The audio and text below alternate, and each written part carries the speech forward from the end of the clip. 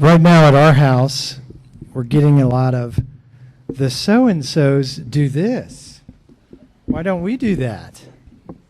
I live on Pancake Court, and that's my house right there. My wife likes funky colors.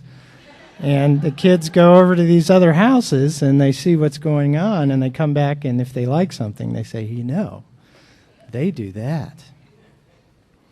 And my initial reaction, being a Christianson, is I don't give a burp what anybody else is doing. Murray's a little more open-minded, but thus being John's son and who I am, that's my initial reaction is I don't care at all. But you have this in every house. We all have this.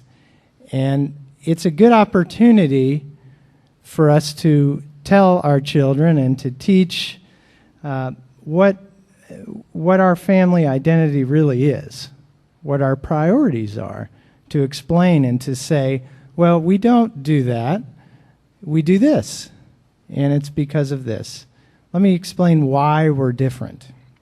And that's what Jesus is doing here. He's saying, he's really helping define what the kingdom is by putting in contrast to the world, particularly in contrast to this house the Pharisees have created. And so he's saying this is how the kingdom house is different. He's giving the kingdom priorities, the kingdom identity. So that's what we see here. It's a positive way to look at this message. I think most of you are reading along each week, and you're probably wondering what we were going to come up with on this Sunday with Matthew 23. And Conrad's going to help me out and read portions of this as we go along so we can get through it quickly. And so, Conrad, if you would, 1 through 4, please.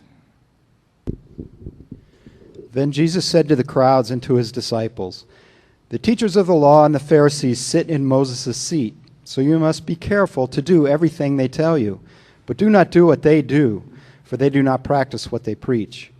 They tie up heavy, cumbersome loads and put them on other people's shoulders, but they themselves are not willing to lift a finger to move them."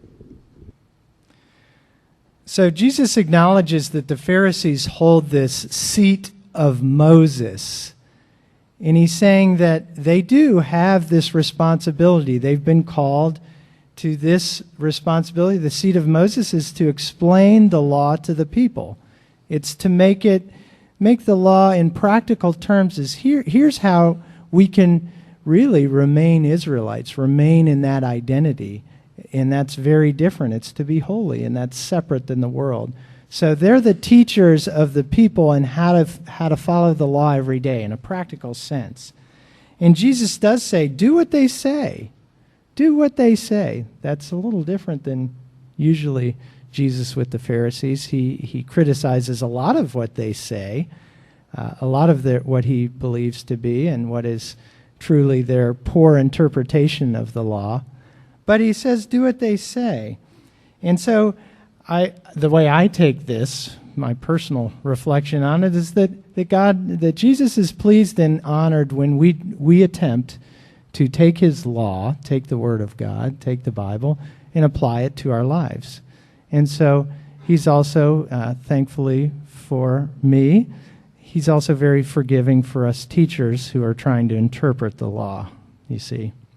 I'm very grateful for that. Imperfect humans aren't going to do a perfect job of understanding God's law and applying it, but Jesus appreciates the attempt. But he does say, don't do what they do.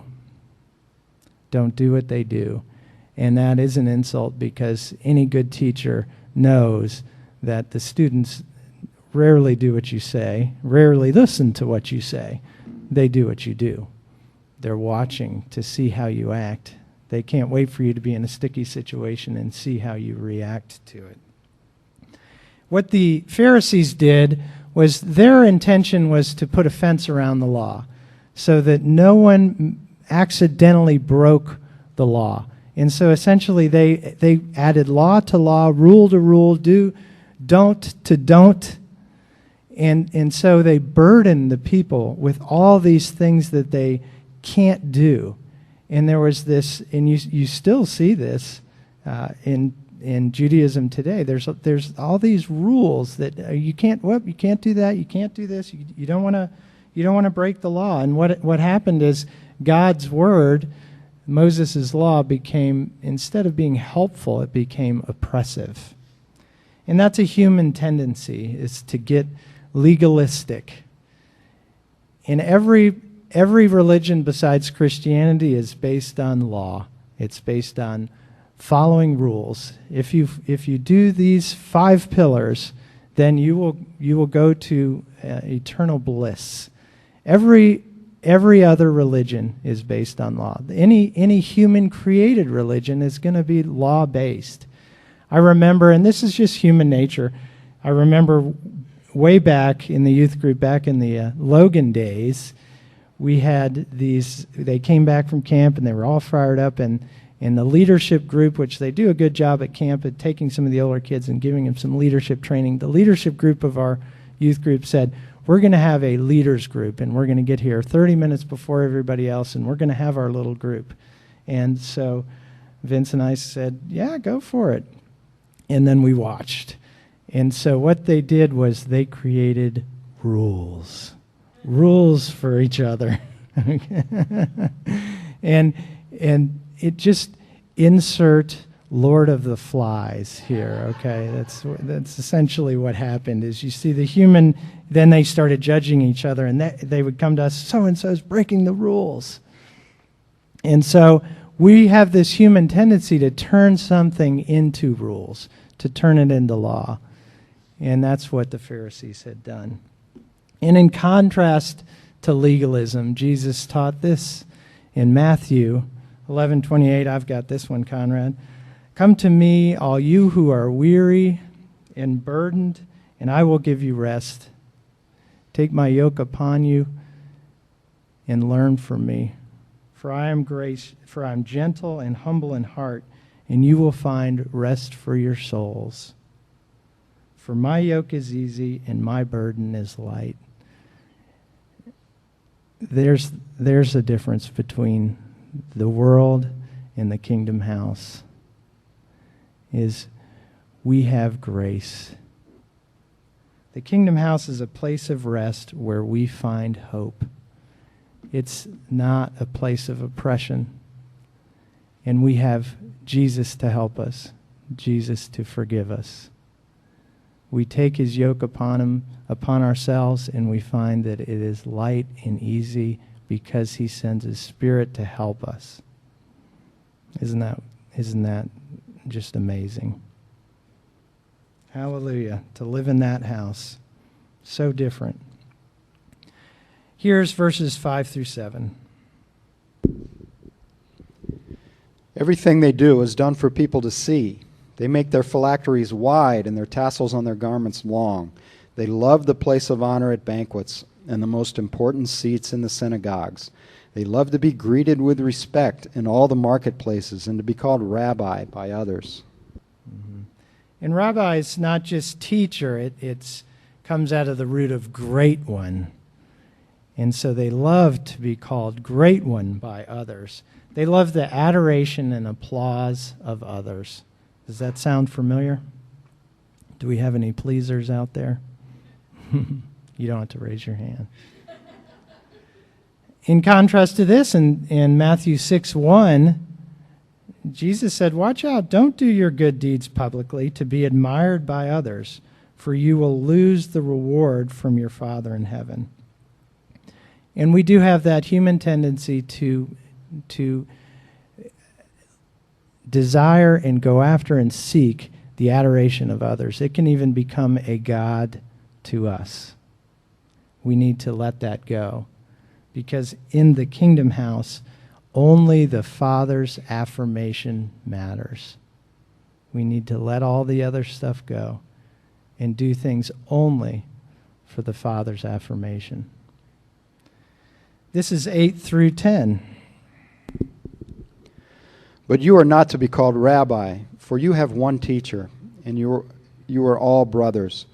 And do not call anyone on earth Father, for you have one Father, and he is in heaven. Nor are you to be called instructors, for you have one instructor, the Messiah.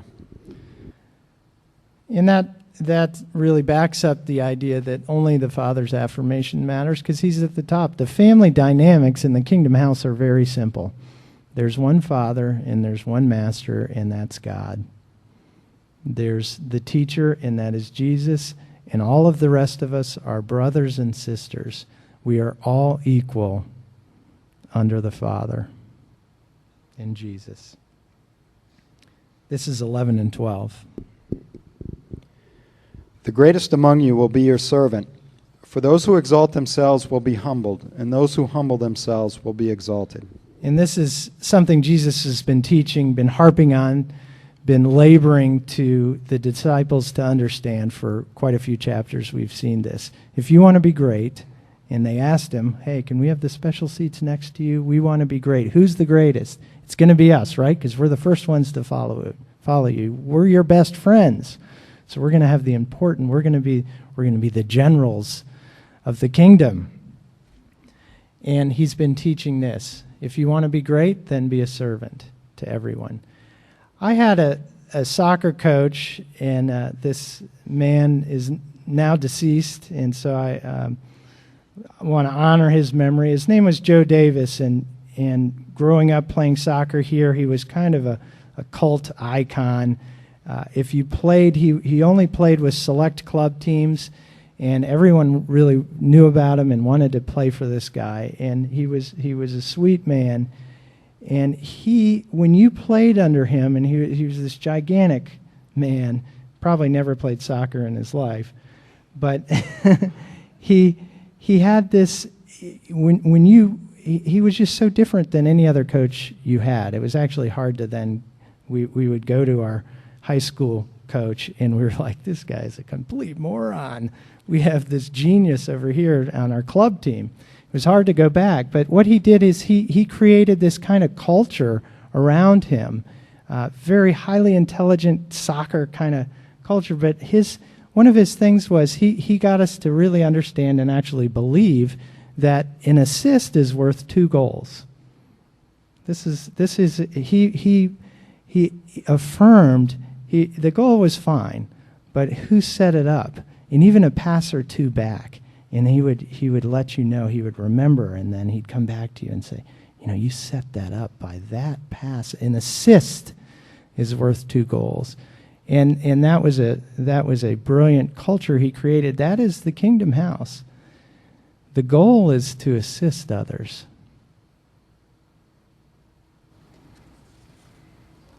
This is 13 through 15.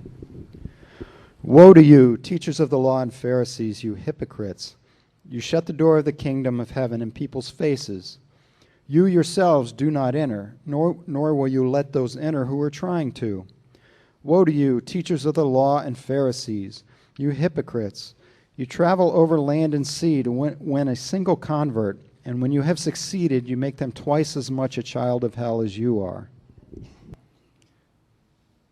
Hypocrite is back from the ancient Greek culture, and it's a play actor. It's someone who goes up on stage and acts as if they are somebody they're not, and they're somewhere that they're not. And we've gotten used to this. Oh, that's just an actor. But they gave him this name, hypocrite. You're to go and to pretend and be something you're truly not. In the Pharisees, Jesus is saying, look, you're pretending that you're in the kingdom house. You're pretending that your house is the kingdom, and it is not. What he's saying is, you guys are like these tourist traps outside of Walt Disney World. One even being the Holy Land experience, where you can actually find a hypocrite Jesus there. There technically is one of those there. And I've never been there, so whatever. If somebody gets something out of it, that's fine. But even Universal, when I go to Universal, I'm like, there's some rides, but this isn't the real deal. You go into Walt Disney World, and you are in a kingdom, and it brings you in. And that's one of, I've read or heard somewhere that in LA what happened was Walt Disney built Disney World, and then all the fakers came up right next to it. And so what he did here, and why he came to Orlando, is he wanted to buy a lot of land so that the fakers can't get right up close to it, so that you have to drive in. And you know that feeling. Even when I take my kids now, and you drive in, and you're driving through the woods a little bit, and then you come into these gates, and you've entered a different kingdom. It's the real deal. It's not fake. So beware. There are fake houses out there. Only go for the authentic. Don't be fooled by the cheap imitations. There are fake kingdoms out there, and that's what Jesus is saying to these Pharisees. They're not entering into the real deal, and so they're leading people astray and saying, come to our haunted house over here, instead of spending a wonderful day in the kingdom, in the magic kingdom. This is verses 16 through 24. Woe to you, blind guides! You say, if anyone swears by the temple, it means nothing. But anyone who swears by the gold of the temple is bound by that oath.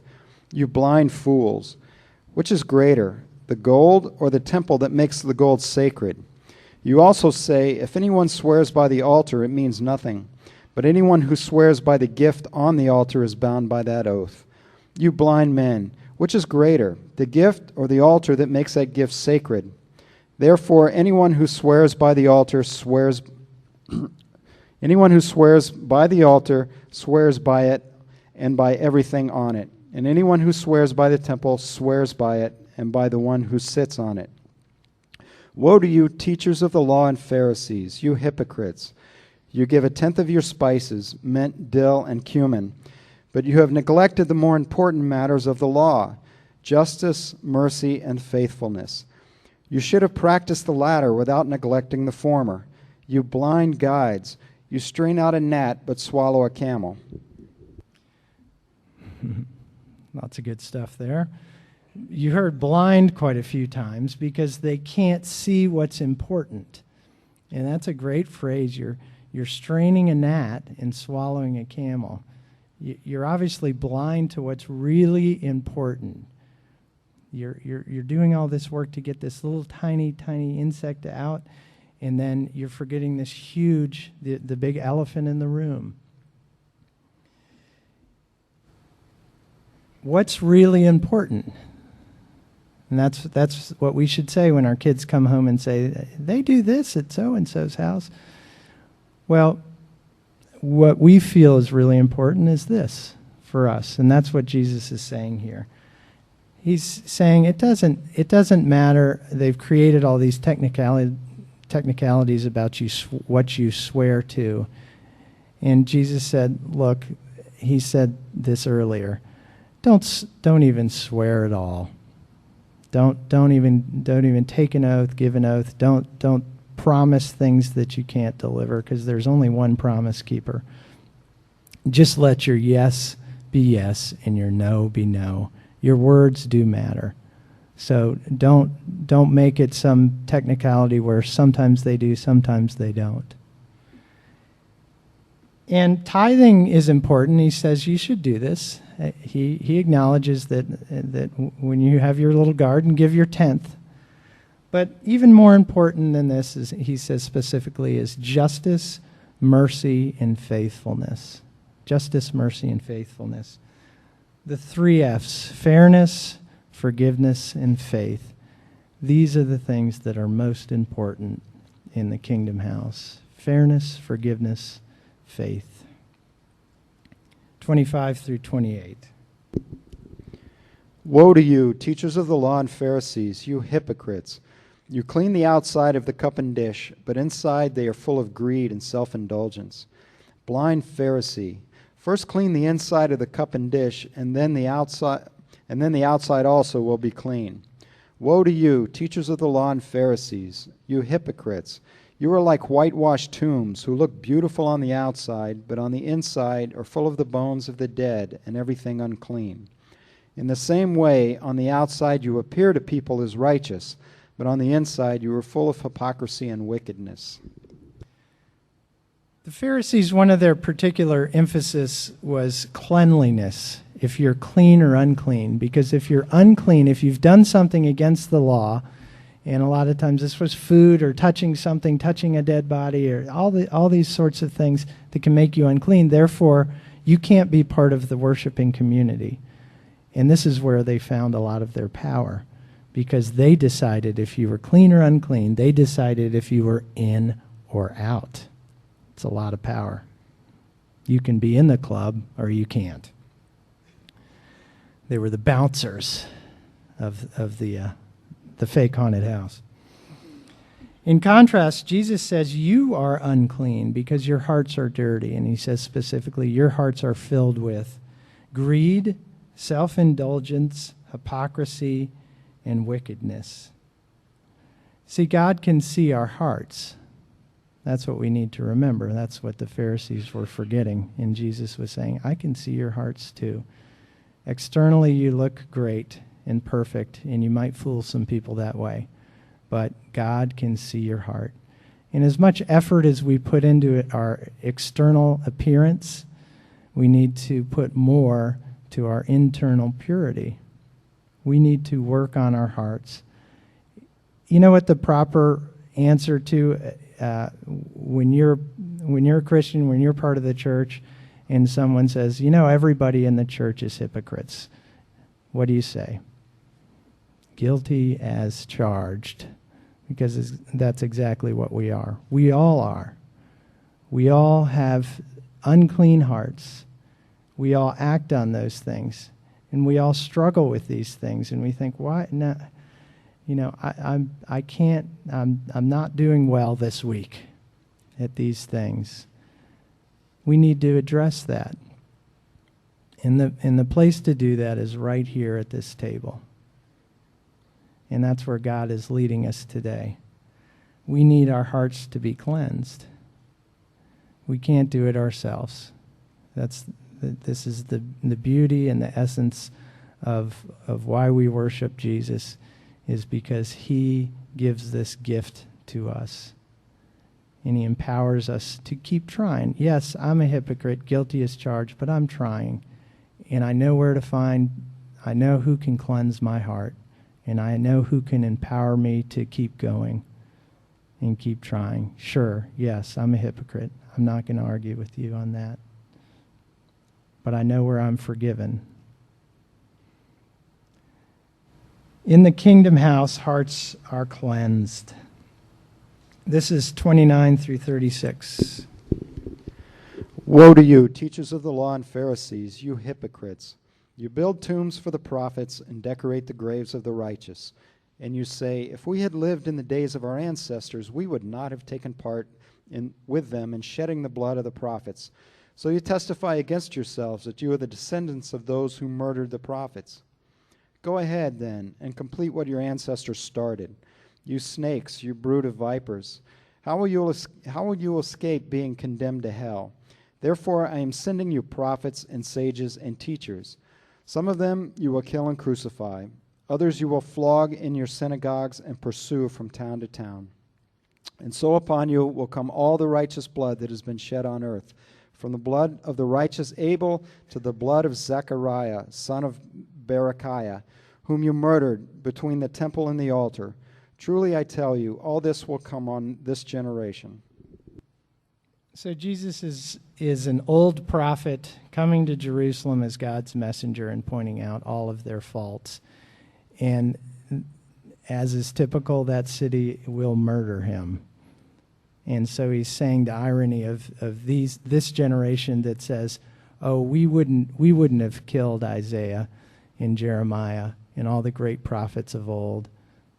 And he's saying, you wouldn't? You're about to kill the Messiah and even the apostles that come later. And so this is Jesus' judgment upon this city. And as a good Old Testament prophet, we have just a little another piece. And inside it, we have a little bit of hope. This is 37 through the end of the chapter. Jerusalem, Jerusalem, you who kill the prophets and stone those sent to you. How often I have longed to gather your children together, as a hen gathers her chicks under her wings, and you are not willing. Look, your house is left to you desolate. For I tell you, you will not see me again until you say, Blessed is he who comes in the name of the Lord. Any house is desolate without Jesus' presence in it. And that's when I hear so-and-sos do this, that's what I'm wondering. Well, is Jesus part of that house? And that's what's important, and that's what we should tell our children. Well, Jesus is in charge of this house, so we're going to follow what he tells us to do. There's a little bit of hope here, and you see this in all the prophets, in all the woes. There's a little bit of hope because God still cares. There's a little bit of time left. There's this desire, Jerusalem, oh Jerusalem, I would love to take you into my house. I would love to protect you, spread my feathers over you. Jesus is demonstrating as God's messenger this desire in his heart to take us in. But you wouldn't have it, and therefore that's why your house is desolate. But I will return. And that's what he's referring to. Another triumphal entry. He's coming back. So there's always hope. As long as there's time, there's hope. And so today we need to take advantage of this day and this opportunity to accept that. To come to the table, confess our sins, and accept him back in. Because the kingdom house always wants you back.